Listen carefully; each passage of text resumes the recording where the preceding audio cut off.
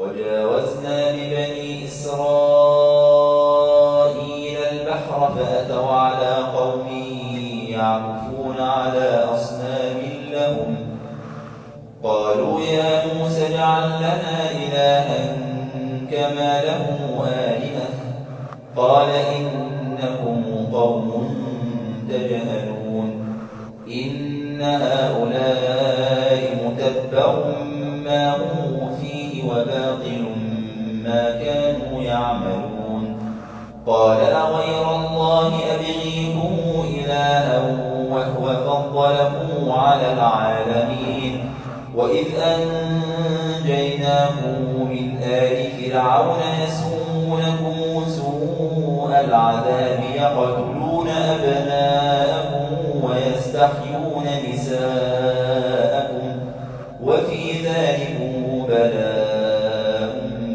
من ربكم عظيم وواعدنا موسى 30 ليلة وأتممناها ب10 فتم ميقات ربه 40 ليلة وقال موسى لأخيه هارون اخلفني في قومي وأصلح ولا تتبع سبيل المفسدين ولما جاء موسى لميقاتنا وكلمه ربه قال رب أرني أنظر إليك قال لن تراني ولكن انظر إلى الجبل فإن استقر مكانه فسوف تراني فلما تجلى ربه للجبل جعله دكا وخر موسى صعقا فلما أفاق قال سبحانك تبت إليك وأنا أول المؤمنين قال يا موسى إني اصطفيتك على الناس برسالتي وبكلامي فخذ ما آتيتك وكن من الشاكرين وكتبنا له في الألواح من كل شيء موعظة وتفصيلا لكل شيء فخذها بقوة وأمر قومك يأخذوا بأحسنها سأريكم دار الفاسقين سأصرف عن آياتي الذين يتكبرون في الأرض بغير الحق وإن يروا كل آية لا يؤمنوا بها وإن يروا سبيل الرشد لا يتخذوه سبيلا وإن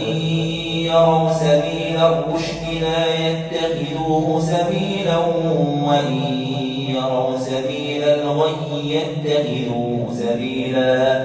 ذلك بأنهم كذبوا بآياتنا وكانوا عنها غافلين والذين كذبوا بآياتنا ولقاء الآخرة حبطت أعمالهم وهل يجزون إلا ما كانوا يعملون واتخذ قوم موسى من بعده من حليهم وعجلا جسدا له خوار ألم يروا أنه لا يكلمهم ولا يهديهم سبيلا اتخذوه وكانوا ظالمين ولما سقط في أيديهم ورأوا أنهم قد ضلوا قالوا لئن لم يرحمنا ربنا ويغفر لنا لنكونن من الخاسرين ولما رجع موسى إلى قومه غضبان أسفا قال بئس ما خلفتموني من بعدي أعجلتم أمر ربكم وألقى الألواح وأخذ برأس أخيه يجره إليه قال ابن أم إن القوم استضعفوني وكادوا يقتلونني فلا تشمت بي الأعداء ولا تجعلني مع القوم الظالمين قال رب اغفر لي ولأخي وأدخلنا في رحمتك وأنت أرحم الراحمين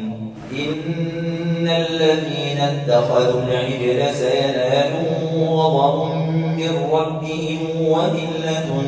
في الحياة الدنيا وكذلك نجزي المفترين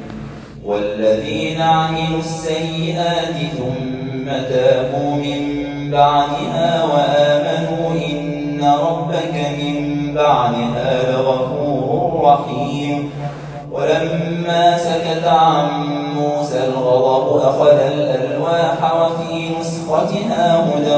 ورحمة للذين هم لربهم يرهبون واختار موسى قومه 70 رجلا لميقاتنا